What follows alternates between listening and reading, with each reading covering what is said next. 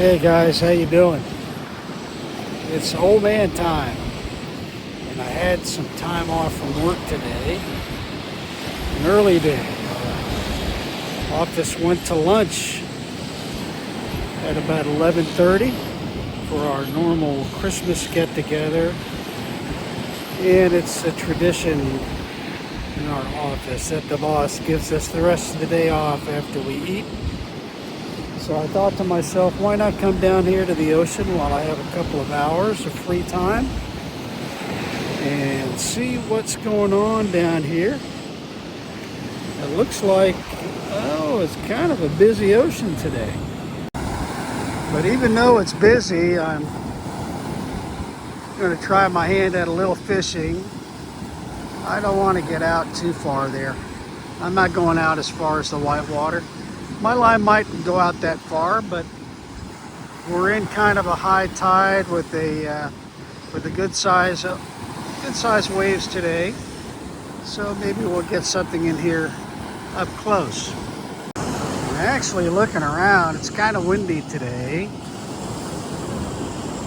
Just me and the seagulls and a few footprints. We had a pretty high tide and rough ocean. You can see how smooth this sand is.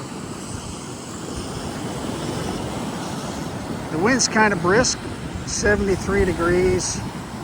And the condo behind me, they're washing windows and using scaffolding. So if you hear something other than wind noise, that's what it would be.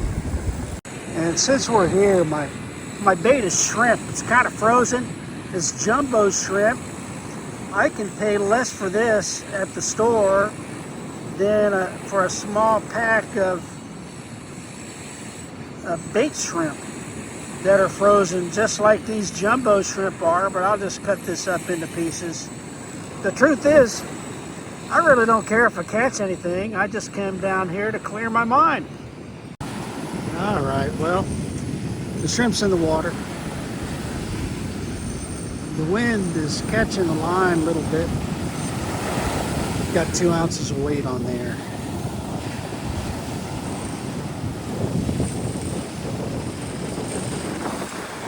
I guess I'll tighten that up a little bit. The line's kind of slack. But does it matter really? Depends on what I'm fishing for. Of course, I don't know what I'm fishing for. Fishing for whatever bites. And I'm probably not going to keep it even if I catch it. This other line's nice and tight. The seagulls really haven't been paying attention to me. I think they're more on a hiatus than they are hungry. So what do old men think about when they're out here on the ocean by themselves, especially old men over 60? Well, you know, old guys have a lot to think about. They have a lot of recall, a lot of wisdom, and a lot of tomfoolery and boisterousness and being braggadocious and all of that. But that's not what I want to do today. What I really want to do is get my head right after a long period of work without any time off. A lot of things in the news that are going on, a lot of things in the world going on. This blustery December day in Florida. And of course, old men have a lot to think about, and you know, they keep track of a lot of things in the news like I do. So I'm keeping track of what goes on in my old job in the Coast Guard and what I did there. And I'm really interested in what the United States government is doing when it comes to these drug smuggling boats, blowing them out of the water. And I'm also concerned about things that affect my peace, things that affect my state of mind, Things like, well, how worldly things bang up against my Christian faith. This is what happens here when you walk away from your bait bucket. Egrets like to come and figure out what's going on. How close is he going to let me get? You can't get into anything because there's nothing for him to get. So what am I thinking about right now? Well, in the world, on this December day, we have most recently the murder of an actor called Rob Reiner and his wife, whose son, who had a history or has a history of mental illness and addiction to drugs, took the life of his mother and father. And also in the news are those drug smuggling boats that are being blown up by the Department of War. 8 people killed on drug boats today, as ordered by our president. Boats being blown to smithereens. And finally on this day in Australia, just 36 hours ago, 2 men at a Hanukkah celebration decided to take the lives of at least 15 people of the Jewish faith, celebrating Hanukkah. And I've been watching the compelling story of the man, the Muslim man, who took that rifle away from one of the shooters, from the survivor, and became a hero. And then also the most current event, going to lunch with my workmates, all of whom I really like. They're such great workers.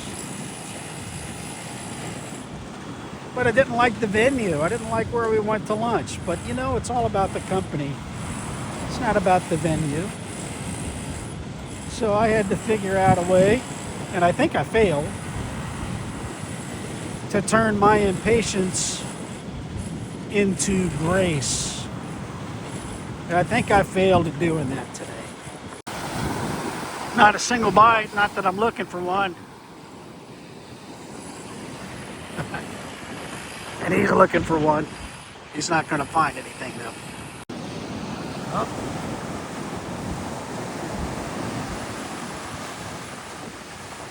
Little fishing going on, maybe. Maybe not. So while all this stuff is rummaging through my head, all this news, all the current events in the news, my more current event at work, coming down here to this ocean and this nice wind,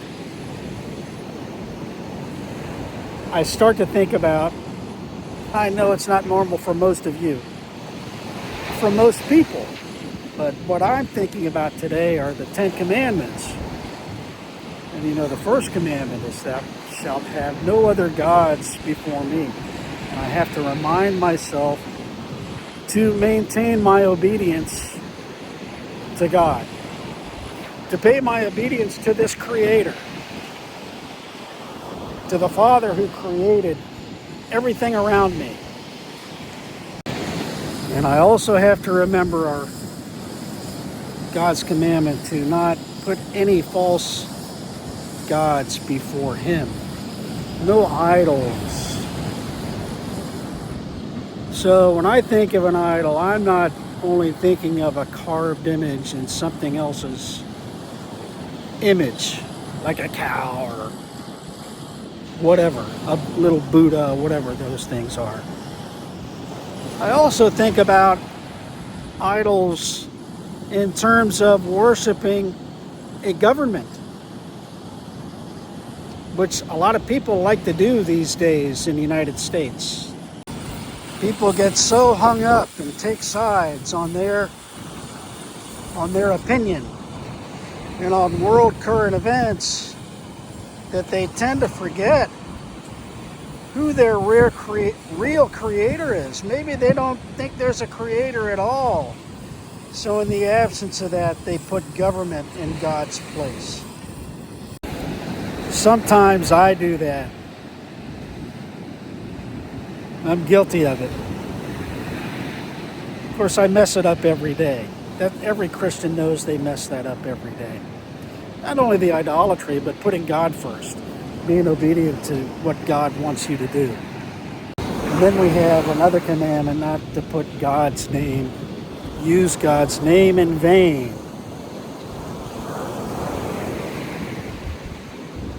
I do that too. Don't we all swear? Don't we all blame and wonder why God mistreated us, gave us such a bad rap?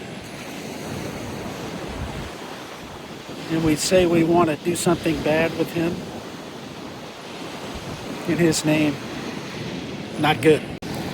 And of course, we have to remember the Sabbath day to keep it holy. God gave us 6 days to do our work, 6 days to earn our bread. And He gave us a day to rest like He did on the 7th day. And we really need to honor that and try our best on our day of worship to spend time actually worshiping God. And I try to do that every Sunday that I go. And I do it for more than an hour a week. You don't have to go to church, although you should, to get your dose of God to get you through the week. You need to plug into Him every day and every free moment that you can. Helps to keep your mind clear. And of course, you want to honor your father and mother. That includes adult children too.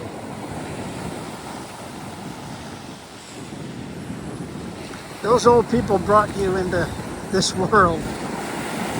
You kind of owe them a little bit, even if they weren't perfect. Like any of us are perfect parents and we had the blueprint and had it all figured out. Come on, you know that's not true. So honor your parents. Do right by them. Tell them you love them, even if you haven't heard from them in a while. And of course, this commandment's also important, as they all are. Don't commit murder. Now, I want to back up a little bit. There's been a lot of politics going on.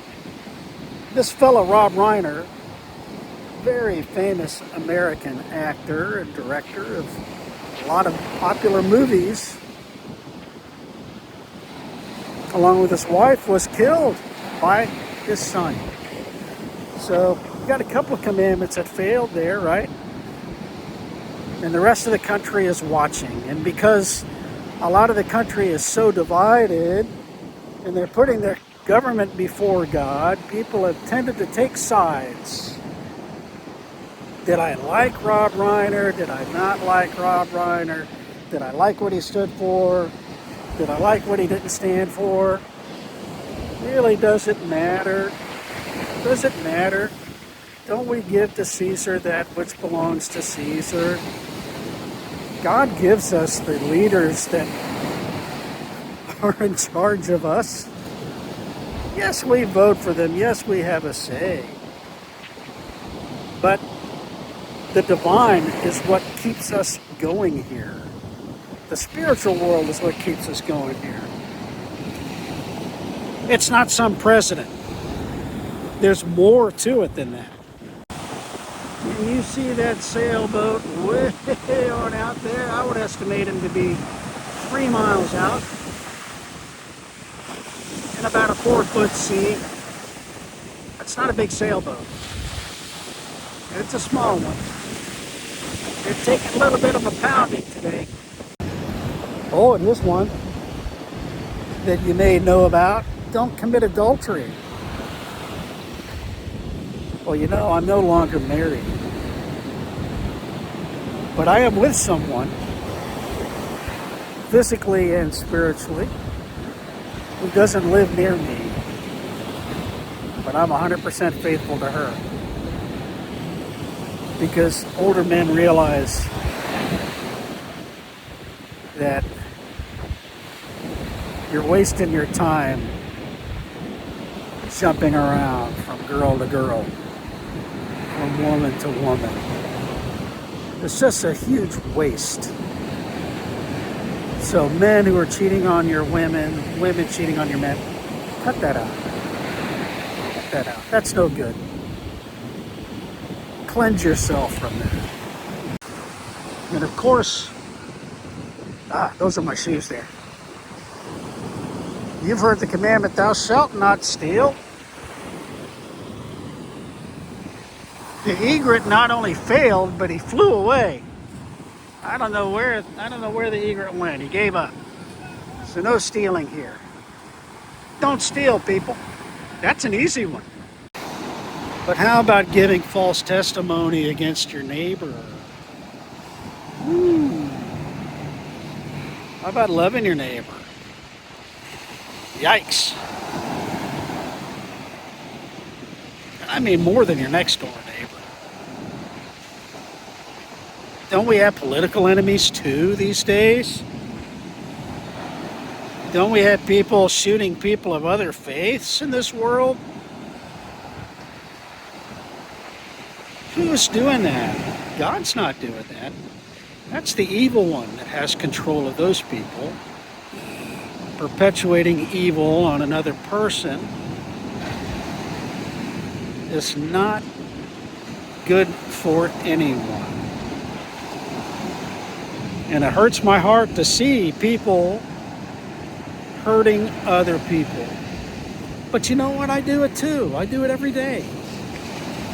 That's the part of Christianity, is over time you start to figure out that you're really no better than anybody else. As a matter of fact, you might be worse than other people. But you got to keep trying, right? You got to keep worshiping. You got to keep coming back. Come back to the center. Come back to God. Come back. Come back. Be the obedient one. Try to do it every day. All right, let's get down to the last one I'm going to talk about, and that is coveting. Wanting something that someone else has. Keeping up with the Joneses.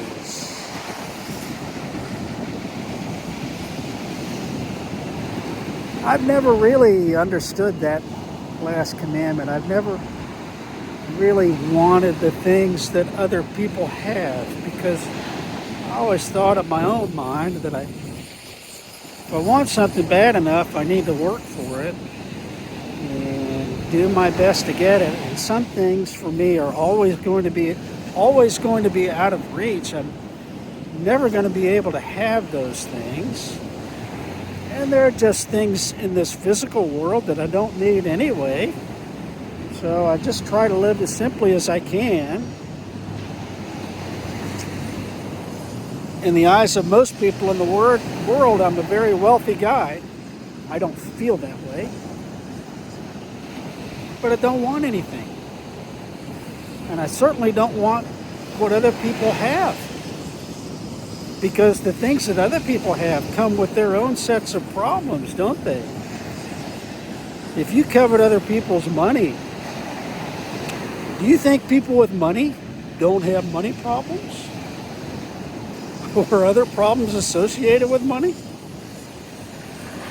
Or do you think people with beauty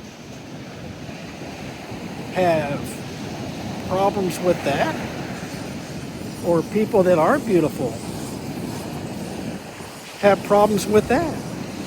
Oh, there are a lot of different ways to go with coveting. But, maybe you wish you were here on this beach with me. But I don't know if that's coveting. It might be. But where you live, you have your own things to do that other people might want. So don't covet this. I'm here to clear my head and talk about these 10 commandments and the fish that I haven't caught. I think maybe I should check my bait, but I'm not too worried about it. Because, like I said, if I don't catch anything, it doesn't really matter. Also, in my part of the world, it's not turtle nesting season.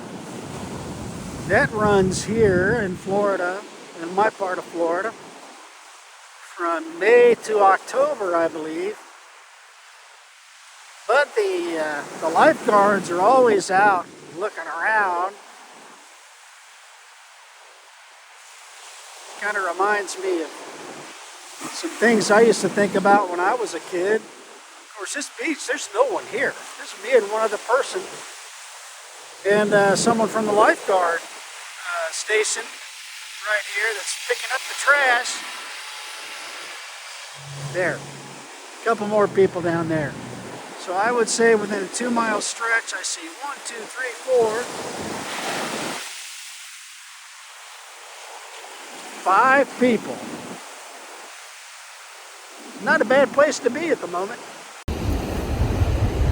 So yeah, you weren't expecting to hear the 10 Commandments today. All you've seen so far are pictures of me on a train, vacation in the Philippines. I'm going back there again in a few months to see the girl I love. That's pretty cool, I think. But I go through these 10 Commandments just to figure out where I'm going and what I'm doing with my life. And ask myself if I'm going in the right direction. Alright, so I just talked with that fine gentleman from Ohio who was asking me the ins and outs of fishing. Of course, what do I know about fishing? Other than I got a line in the water with a piece of shrimp I haven't touched. And of course, how did I fail again? I didn't talk to him about what I was recording, and I should have. But there's time for that. I'll see him down here on the beach again. In the meantime, if you're worshiping your government instead of our fine Creator, try to turn that little thinking into grace. Try to turn that thinking into something that's going to be positive on someone else's life. You can divide all you want. I got my conservative feelings about almost everything, but you know what? A lot of people don't agree with those. We're all different. But we have to remember where the truth is. In John chapter 14 in the New Testament, we are told by Jesus that I am the way and the truth and the life, and no one comes to the Father except through me. That's the tenet of the Christian faith. It takes us right back to the first commandment.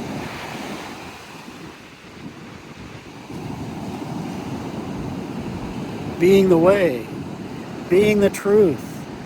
There's only one truth in this world, and it's the truth created by God the Father, perpetuated by God the Son, who did something unspeakable for us so that we can be with Him someday. And then God the Holy Spirit. Think of it this way. Think of it this way. Out here in that ocean right now is a big redfish, and he's been living his whole life in there, and he just has no idea, other than the rough water above him, what is above him at all. But what if he sees my piece of shrimp? He's going to bite it. He's going to experience something new. he's going to experience an atmosphere he's never seen before. And that's how the spiritual world works. There is a spiritual world out there. The Holy Spirit enters our hearts and our minds to help us try to understand the things that we can't. But anyway, done a lot of talking. And if you come with me this far, thanks. I appreciate you a lot. Take care.